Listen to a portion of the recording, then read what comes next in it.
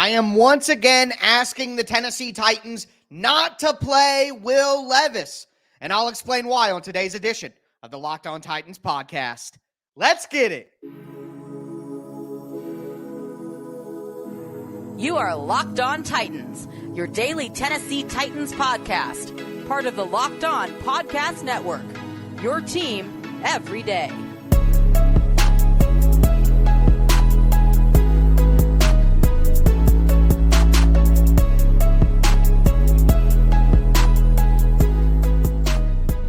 Welcome to the Locked On Titans podcast. I am your host, Tyler Rowland. Titans fans, today's edition of the Locked On Titans podcast is brought to you by Gametime. Download the Gametime app, create an account, use the code LOCKEDONNFL for $20 off your first purchase. Last-minute tickets, lowest price, guaranteed. Got a great show for you guys today. Number one, I'm asking again, please do not play Will Levis. We're going to talk about what Mike Vrabel had to say about that, and I think it leans towards my direction. Also, Tank Watch continues. I'll update you on where the Titans' current draft pick is and what we should be looking for the next 2 weeks. And then finally, I got some things to get off my chest. We're going to talk about how the Titans are in one-score games all the time, talk about some wide receiver stuff, and also talk about position changes. So a lot to discuss. Before I get into it, thank you for making the Locked On Titans podcast your first listen each and every day. Remember, Monday through Friday, Tennessee Titans content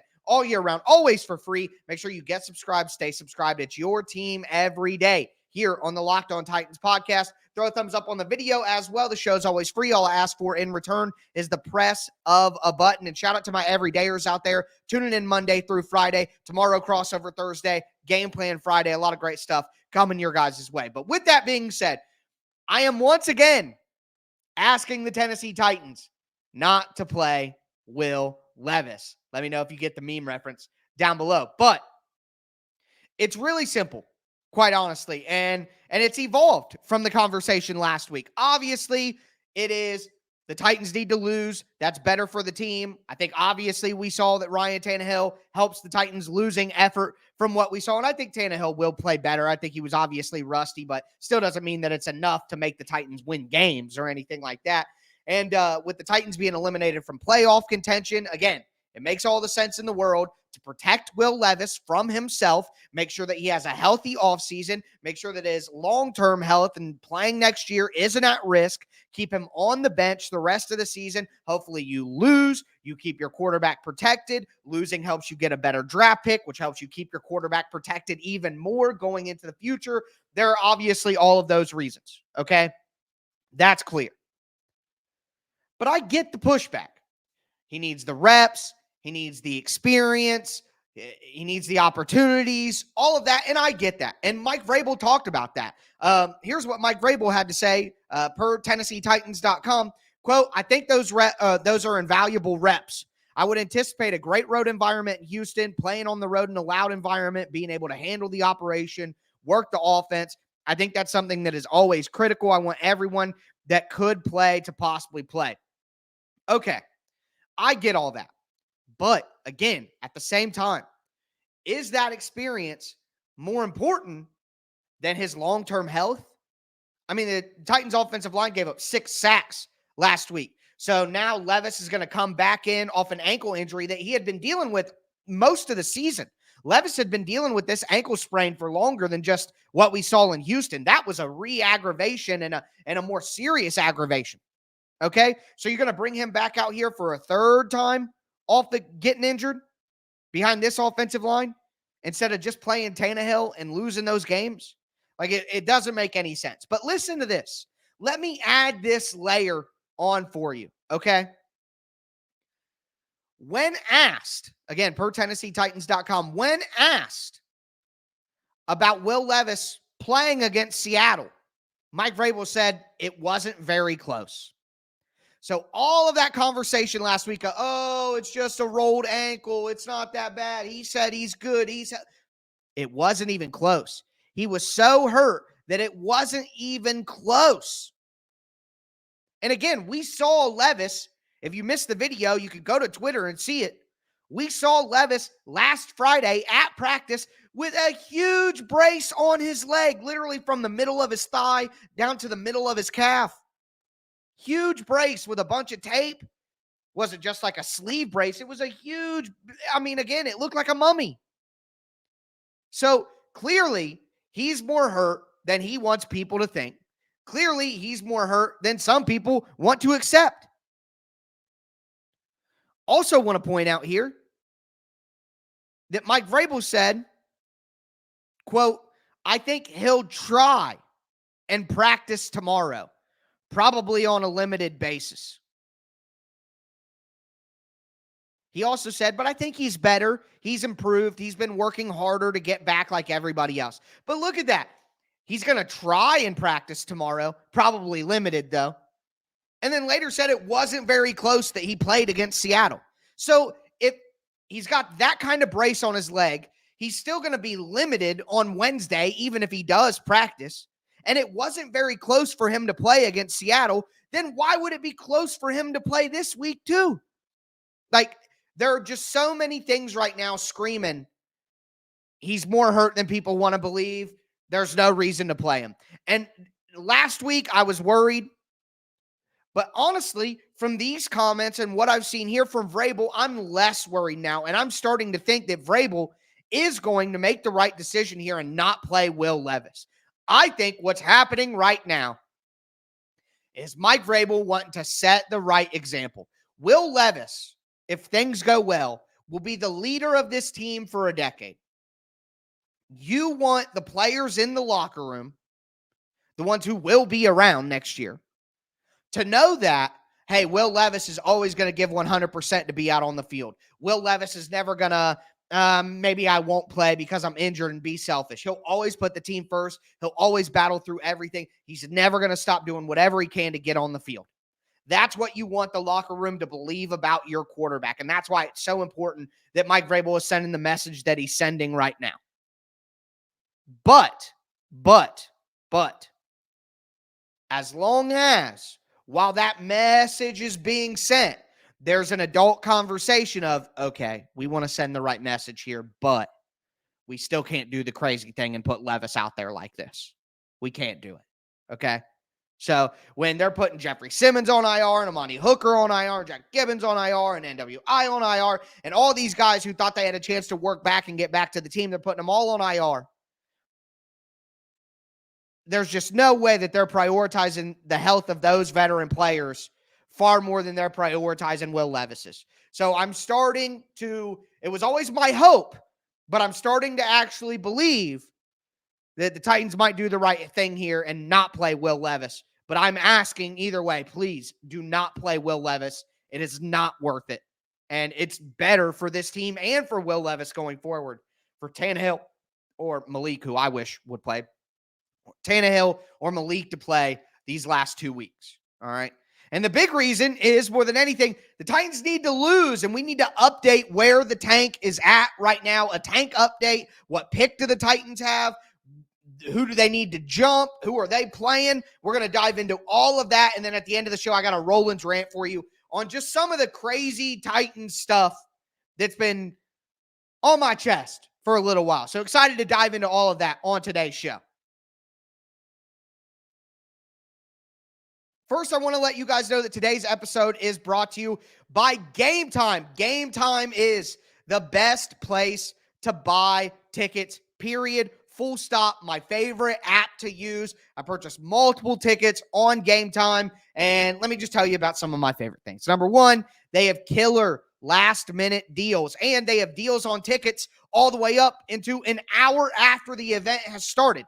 Again, not only the best place to buy tickets, but certainly the best place to buy last-minute tickets. And if you're spontaneous like me, that's a perfect combination. But it's not just the killer last-minute deals. It's all-in prices. So you actually know what your tickets cost, and then you click a couple of buttons, and you have no idea, oh, why is this $100 more? No, not with Gametime. You get an accurate view from your seat, and they have a best price guarantee. The Gametime guarantee means that you'll always get the best price. If you find tickets in the same section and row for less, Gametime will credit you 110% of the difference. All right, and it's not just sports, music, comedy, theater, anything near you, you can find it on Gametime. So make sure that you download the Gametime app, create an account, use the code LOCKEDONNFL for $20 off your first purchase. Once again, that's LOCKEDONNFL, LOCKEDON NFL. Terms apply. Create an account, redeem that code LOCKEDONNFL for $20 off.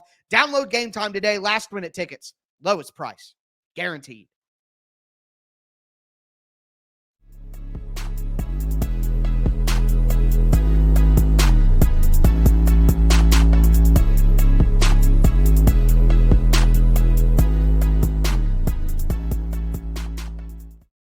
Titans fans, let's continue today's edition of the Locked On Titans podcast. We talked about Will Levis, Ryan Tannehill. I'm begging the Titans, do not play Will Levis. And some of the things Mike Vrabel said made me feel like they're going to be smart about this. But now it is time to update on the tank. Where is the tank at right now? We talked a little bit about that on Sunday night, Monday morning's episode.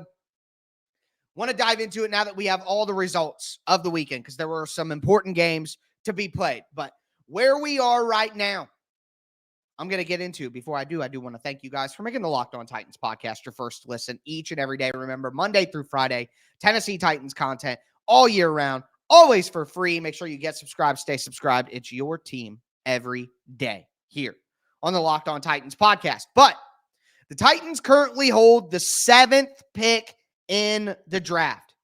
Not quite high enough. Not quite high enough. But they're on the right path. And I think the teams that won this weekend to get out of the Titans' way, I think it was important that it was those teams. And I'll dive into why. But again, the Titans currently have the 7th pick. They are 5-10. So what decides how high you go? Number one, it's your record. You have 4 losses versus you have 4 wins against a 5-win team. Obviously, the 4-win team is going to be higher. But when you have the same record, it comes down to your strength of schedule. And that is tough for the Titans because the Titans actually have a tough strength of schedule. So the idea is if you had a weaker schedule and you had the same amount of wins as a team who has a harder schedule, obviously you're the worst team because you played a weaker schedule and got the same amount of wins. So anyways, the Titans are 7th. And they're tied with the Giants and the Chargers, but the Chargers have the same strength of schedule. But because the Chargers lost to the Titans, I'm pretty sure that is why they get that tiebreaker. If it's all tied, I'm pretty sure it would be a coin flip per the NFL at the end of the day if strength of schedule was tied too. But just for the purposes right now. But the Giants have an easier strength of schedule, so they are ahead of the Titans at 5. Now, I said I think these 4 teams, Carolina, which goes to Chicago, of course, Arizona, Washington, New England. I think those 4 teams are locked ahead of the Titans. I don't think that the Titans can jump those teams. Not going to happen, okay? So it really comes down to me, the Giants and the Chargers. Can the Titans get ahead of 1? Now, I have been saying that I think the Titans need to get into the top 5 to make sure they get one of Ola Fashanu or Joe Alt. But I'm starting to think it might actually be the top 6, and that's because of LSU quarterback Jaden Daniels, the Heisman Trophy winner.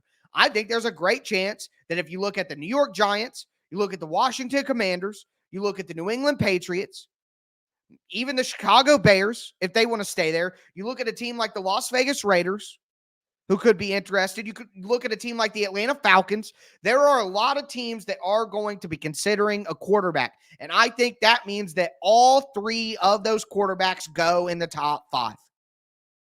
And if that happens, you add in Marvin Harrison Jr., that's 4 players. That means the Titans can just be in the top 6 and not top 5 and guarantee they're going to get one of Marvin Harrison Jr., one of the 2 offensive tackles.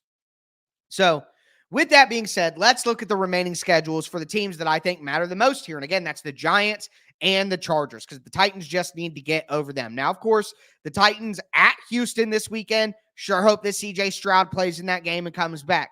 Then after that, it's home against Jacksonville. Both Houston and Jacksonville are fighting for their playoff lives, okay? So they're going to be playing more hungry, more desperately than the Titans. And, of course, big part of this operation is the Titans losing these final 2 games and being 5-12. That would ultimately be great.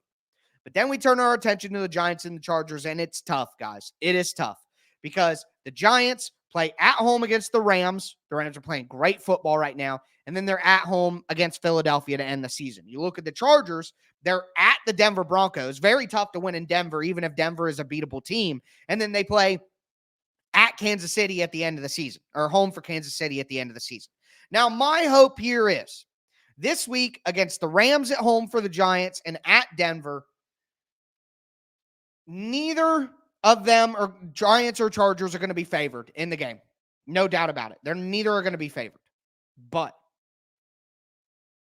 there's a better chance of them winning these games than it looks like with Philly and Kansas City the week after. So hopefully one of them can win. Looking at the Chargers against Denver, maybe they're able to pull that off.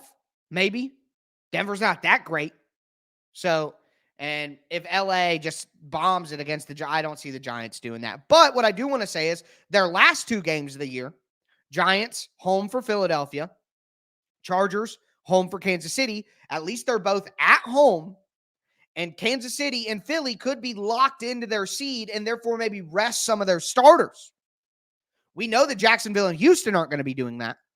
So maybe we get lucky and one of the Giants and the Chargers win this week in a game that is winnable. And then maybe we get lucky in the last week and one of them beats a team that is sewed up in their seat. So all we need is one more win from either of these teams in the final 4 games that they play. Just one more. And of course, the Titans losing to secure one of the top offensive tackles. That's where I think we're at right now. And let me mention this. So like I said, I think it's a good thing that the Bears and the Jets won this week, 6-9, 6-9. So they dropped down behind the Titans. That's great news, okay? That's great news. But why that is so great is the Jets and the Bears desperately need offensive line. Now, the Bears are going to get Carolina's pick, which is going to be the number 1 pick. But I think they probably trade back. And if they trade back with the Commanders, if they trade back with the Patriots, if they trade back with someone even further, like the Raiders or something like that, if they don't want a quarterback and they do something like that, that's fine. I mean, that would be great. Like if the Bears traded back with the Patriots or something like that and went to number 4, they would probably take an offensive tackle. They probably would. But then you come to the Giants and the Chargers. Okay? And think, if somebody traded up, I mean, it's really crazy because if 3 quarterbacks go in the top 4 picks, it's just so great for the Titans. But you look at the Giants, they have Andrew Thomas at left tackle. They just took Evan Neal in the first round to play right tackle. Now he's probably going to be on the interior going forward, so they may take a right tackle. But are you going to take Olaf Fashanu and Joe Alt and then move them to right tackle? That doesn't seem to use 3 first-round picks in the last 4 years on offensive tackles. For the Giants, when they have 2 guys who are actually playing on the team, that seems crazy. And then the Chargers, they have Rashawn Slater at left tackle. Maybe, again, are you taking Olaf Fashanu and Joe Alt and putting them at right tackle? Is that really the right value? It's fair to ask those questions. Now, the Lions did do that with Penei Sewell, so maybe. But, I mean, the Chargers need weapons more than they need offensive line. And they need some defensive help. They're going to have a brand new coach who knows what they want. The Giants, again, the Giants need a wide receiver. The Giants need help on defense, too. The Giants need a quarterback. The Giants might be one of the teams to take a quarterback. So I think definitely if you pick 2 teams to drop below the Titans this weekend, the Bears and the Jets were absolutely slam dunks because there's much greater of a chance that the Patriots, or there's a much greater of a chance that the Giants and the Chargers pass on offensive tackle. So in my opinion, everything that happened this weekend was good for the Titans. They need a little bit more to go their way as well. But with that being said, I'm going to cap off today's show with a little bit of a Roland's rant on a couple of topics that really have been grinding my gears. All right? Going to talk about that in a second. First, do want to let you guys know that today's episode is brought to you by PrizePicks. PrizePicks is daily fantasy sports made Easy. I love PrizePicks because you don't have to go against 1,000 lineups from bots and sharps and blah, blah, blah. It's just you against the PrizePicks projections. That's it. All right. So here's how it works. PrizePicks has a stat projection for every player. Here's some made up examples for you, but Derrick Henry, 70 rushing yards. Ryan Tannehill, 1 interception. Cheka 3 catches. All you do is pick 2 to 6 players and say whether they're going to do more or less than the projection. If you win, you can get up to 25 times your money this football season. And it's not just football. PrizePicks has done something awesome this year where you can actually combine different sports. So you could do Travis Kelce catches and LeBron James 3-pointers, for example. I love PrizePicks. I know that you will as well. Make sure you go to prizepicks.com/LockedOnNFL. Use the code LockedOnNFL for a first deposit match up to $100. Again, go to prizepicks.com/LockedOnNFL. Use the code LockedOnNFL for a first deposit match up to $100. PrizePicks, it's daily fantasy sports made easy.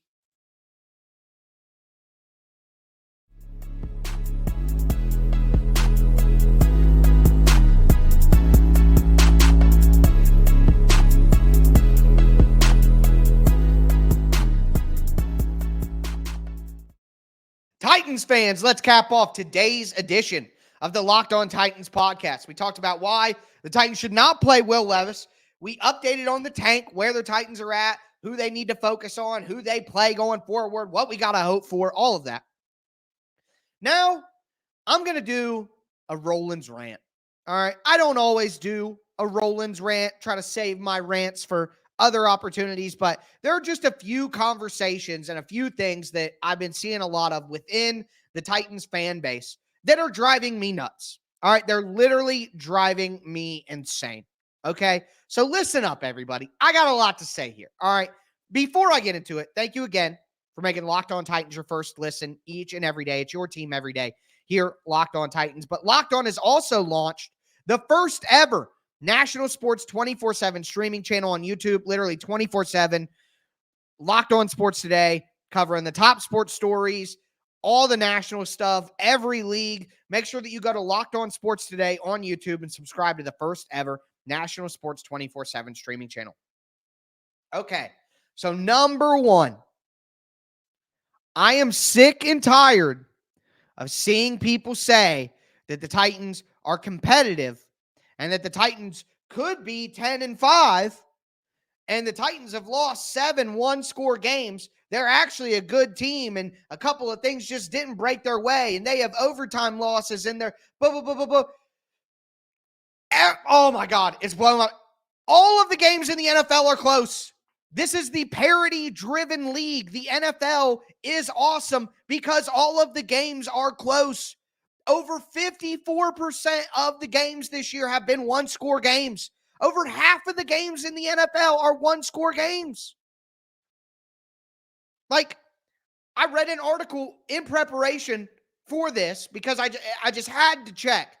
The most likely margin of victory in the NFL over the last 20 years is 3 points. 3 points. All right? So don't tell me, oh, they lost one-score games. They're actually better than they look. No. Most teams lose one-score games because most games in the NFL are one score. Let me throw this at you. The Titans have lost seven one-score games. The Panthers have lost 6. The Chargers have lost 6. The Patriots have lost 6. The Commanders have lost 6. Chargers, Patriots, Panthers, Commanders. One less one-score loss than the Titans. Are they better than they look? Are they competitive teams? If a Carolina Panthers fan came up to you and said, the Panthers have lost 6 one-score games, they're a couple plays away from being a 500 team, I think they're competitive. What would you say? That person will be booed off stage. The Titans are not a competitive team. Them having 7 one-score losses isn't proof that they're competitive. It just proves that they're in the NFL. Like, it's just bugging me. Do not trick yourself. We watch the team every week, and we all go, man, this team is bad.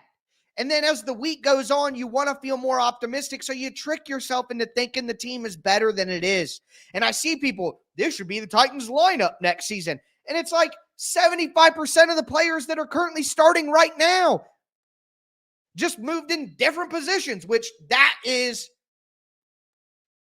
rant number 3. I'll get to that. Actually, let me do that now. So see people out there, here's my Titans projected lineup for next year. And it's got all kinds of stupid stuff. And then when you get pressed on it, you say, oh, I was joking. I was just, blah, blah, blah. Okay, look. Number one. The Titans aren't that good. The Titans are a bad team. So we're not bringing back a bunch of players from next year. We don't want Nick Westbrook-Akine as wide receiver 3 and Treylon Burks as wide receiver 2. And, hey, we're just switching around stuff. Stop with the position changes. I don't mean to be rude, but if you're somebody who says to me, oh, Daniel Brunskill can move to center, let's move Daniel Brunskill to center. Or if you're somebody that says to me, let's move Caleb Farley to safety. All right, you guys are crazy, man. Okay, some people do change positions in the NFL sometimes, and it works. Okay, I'm not going to act like it never works. But acting like Caleb Farley can't make it in the NFL as a cornerback. He's 6'2". He's long. He's athletic. He has the exact profile that you would want from a cornerback. If he can't make it as a cornerback, then he's never going to make it. Okay?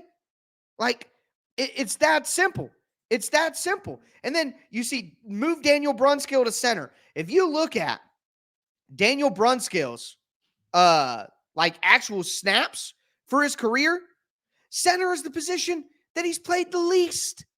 Okay? I believe if I'm recalling off the top of my head, which I think I have a decent idea here. I'm pretty sure Daniel Brunskill has played like 300 snaps in his entire career at center. Like, think about that. And you think that you're going to move him at 30 years old? He's going to be 30. You think at 30 years old, a position that he's played for 300 snaps his entire career, you think that you're just going to move him to center and you solve a problem? Like, I can't understand. I can't follow the logic. I'm thinking that it's like Madden to me. It's like you draft a guard and they're not that good, so you switch positions to center and their overall goes up 3 points and now you're cool with using them. You know what I mean? Yeah, he's played 566 snaps at center. He's played 400 at tackle, and he's played 3,000 at guard. He played center for 546 of those 566 snaps in 2020. That'll be 3 seasons ago. And, by the way, he had his worst pass blocking grade of his entire career, and he had his second worst grade overall of his entire career. So he's played center more than he's played tackle, but he's not any good at center, and he's not a center. So, I don't know. The position change thing, hey, just move NWI to tight end. It just doesn't work like that. It's just not that easy, okay? I mean, offensive tackles talk about how hard it is to go from left to right, and that's the same position. So people are too willy-nilly with that stuff. And then finally, the Brandon Ayuk thing. I just want a public service announcement. Brandon Ayuk is not a free agent. So you ask me, T. Higgins, Brandon Ayuk, one of them is set to be a free agent, and they may get franchise tag, but one of them is set to be a free agent. The other one is not. He's under contract. I mean, I get that he's on his 5th-year option, but now you're talking about making a trade. It's not like you could just pick one of them. That's not how it works. So just a few things I've seen a lot of online in the fan base. Wanted to get off my chest here. All right. Titans are 5-10. So, just want to take the time to talk about some of these things. Hopefully we can have more intelligent conversation about what to do with this team going forward. But with that being said, that is going to do it for me today, folks. I'll be back with you guys tomorrow for Crossover Thursday. That is going to do it. I am your host, Tyler Rowland, and this was Locked On Titans.